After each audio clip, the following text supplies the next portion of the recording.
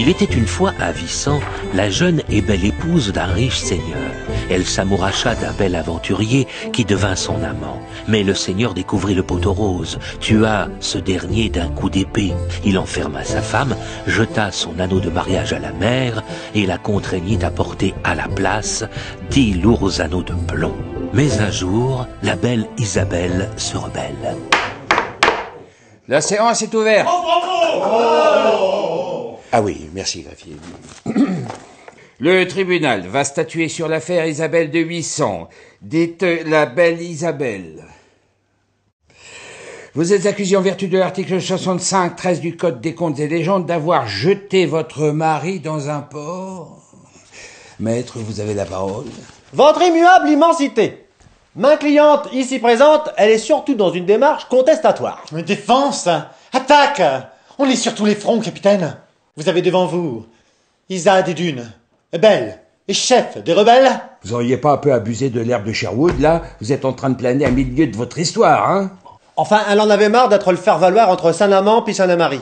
Alors, du coup, elle a décidé d'ouvrir un mouvement sur Internet qui s'appelle « Balance-le dans le port ». Balance ton corps. Oh bah moi j'en ai à l'appel des corps à balancer. Non mais j'invite toutes les femmes potiches à devenir moins cruches et à faire comme moi. Se libérer de leur chaîne et créer leur propre chaîne. Hashtag balance-le dans le port. Toutes les émissions sont dédiées aux femmes qui en ont marre d'être esclaves de l'anneau de mariage et être les maîtresses et des anneaux. Ouais! Pardon. Maître, votre réquisitoire. Votre immuable grandeur. Ma cliente, elle voudrait surtout substantionner. C'est-à-dire avoir le droit de divorcer des cons des comptes. Des comptes des quoi? Des cons des comptes. Que les gens dans les comptes puissent divorcer de leur con, qui leur est joint. Enfin, de leur conjoint. Quand il est con, quoi. J'ai rien compris, là. Bien, nous allons passer à la délibération. Jurez votre verdict. Coupable qu'elle reprenne plutôt son compte à corps perdu. Innocente, oui, que son porc reste au fond du port. Toto, que nenni, qu'elle reprenne plutôt son porc à bras le corps. Ah, très bien, alors qu'on la pende à son port et qu'on jette les corps. Pour sûr.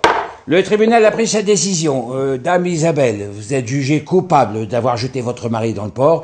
Vous êtes donc condamnée à des peines de travaux dans mon intérêt général à moi tout seul. Comme vous aimez bien jeter des choses, hein, vous viendrez dans ma ferme tous les lundis, vous jetterez du pain à mes canards. J'ai dit, coin, affaire suivante.